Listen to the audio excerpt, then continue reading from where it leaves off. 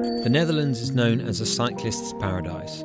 Its safety levels, one of the best in the world, are in staggering contrast with the US, where you're around 20 times more likely to be injured while riding a bike. In the Dutch capital, nearly half the working population commutes daily on over 500 kilometres of dedicated cycle paths. But the city only narrowly avoided being taken over by cars. Here's how Amsterdam put the brakes on cars to give bikes a chance. Following the Second World War, the mobility and affordability of cars started changing people's lives. Neighbourhoods around the world were being flattened to make way for busy highways. Chicago is moving a city. New York, striving to keep abreast of the ceaseless, teeming traffic. Amsterdam wasn't going to be left behind. Streets, once considered public space in the Netherlands, were changing. Their new function was purely for traffic.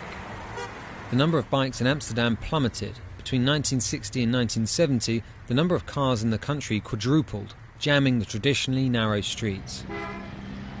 Engineers and city planners wanted to modernise Amsterdam to make it more car-friendly. They proposed ideas like filling in the famous canals with concrete, levelling historic neighbourhoods and building expressways and monorails. This is what Amsterdam would have looked like in 2000 if the Das brothers had realised their futuristic vision. Unsurprisingly, there was opposition. Anarchist group Provo came up with the world's first bike and car sharing schemes. They didn't take off at the time, but the sentiment to keep Amsterdam light on cars was shared. Dutch road fatalities peaked in 1972. In response, protest groups like Stop de Kindermoord or Stop Murdering Children were organising blockades of areas with high accident rates to make their point. Then, in 1973, the oil crisis sent fuel prices skyward, prompting the Dutch government to ban motor vehicles for 1 day a week. Reaction here to the Sunday motoring ban has been mixed. The unions and the hoteliers are angry and annoyed. But the sales of bicycles started to rise. Pressure groups jumped at the opportunity to show citizens how Amsterdam could look without cars. The government took notice and in 1978 introduced the Traffic Circulation Plan to make Amsterdam less attractive to drivers.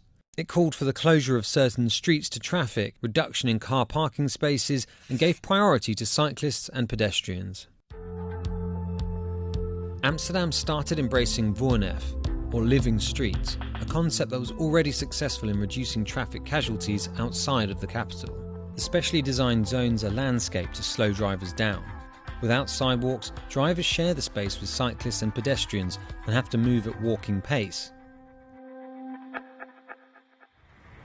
Making Amsterdam more bike-friendly was really about making the city less friendly for cars. Now, almost a quarter of the Dutch population cycles every day, with 75% of children cycling to secondary school. The number of cyclists on the road also makes it safer. Research shows a correlation between higher numbers of bikes and lower casualties among cyclists. If Amsterdam's story is anything to go by, there's not only safety, but also power in numbers.